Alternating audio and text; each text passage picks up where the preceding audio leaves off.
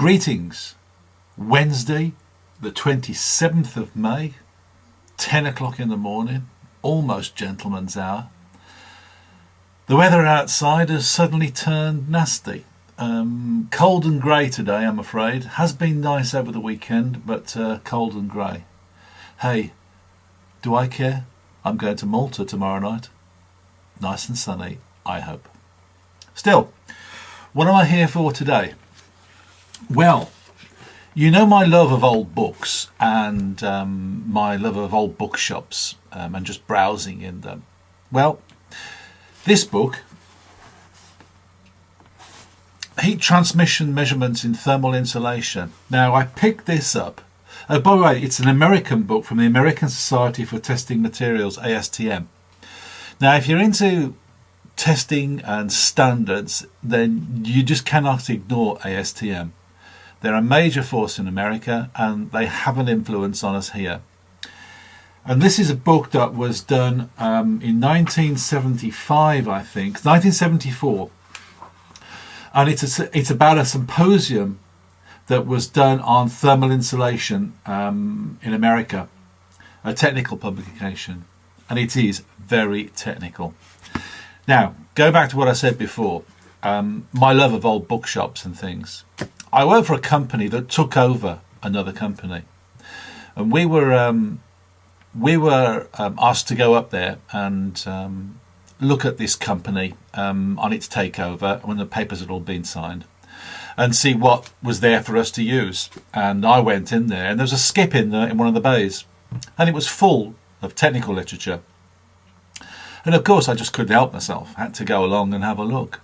And apart from one or two other books on detailing and asphalting, this was there. And I just thought, what a waste. I mean, it is so accurate. The paper's there. Establishing steady-state thermal conditions in flat slab specimens. Going on. Design criteria for guarded hot plate apparatus. New development in design of equipment for measuring thermal conductivity and heat flow. These are all papers that have been given, and they are extremely detailed. Now, I am one of the believers of the principle that if you're going to play with insulation, then you should understand how insulation is tested and why it's tested in that particular way. Now, you may be surprised to find that most manufacturers get involved in the testing of materials. Not only do they have to do it because they're required to, but they also get involved in the writing of the testing of their materials. Bit in-house really, isn't it? So there is the reasons why you should understand how materials are tested and why they're tested. Because it's not always straightforward as you might think, because some manufacturers push the calculation methods to their own way of thinking, which means that you don't get what you think you're getting. So understand the way that materials are tested when you start specifying them, because you need to make sure that the material's up for the job.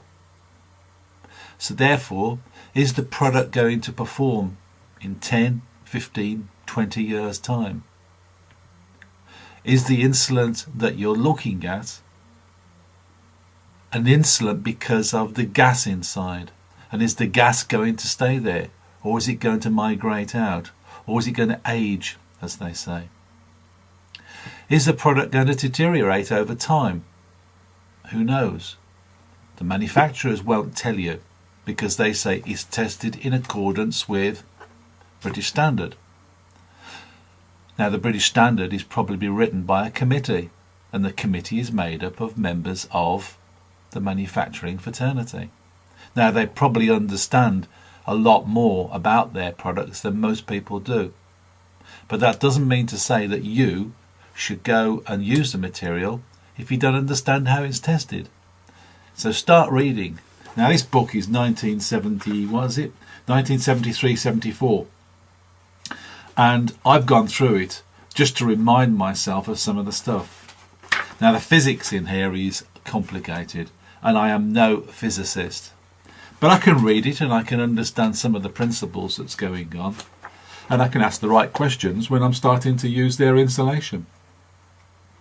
I like the way that the book is put together because each of the papers is an abstract in its own right, and it looks at and gives you the reasons why they've been tested in this particular way.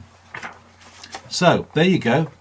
Some recent experimental data on glass fibre insulator material and their use for a reliable design of insulation at low temperatures. Now I've done work at both high level and low level temperatures for insulation work, and believe me, it's not the same at either end of the scale. Different things happen. So you've got to read this sort of thing and understand some of it before you start designing and detailing. Believe me, if you don't, you're going to get into trouble. So, there you go. I hope you're well, be good, and be fair.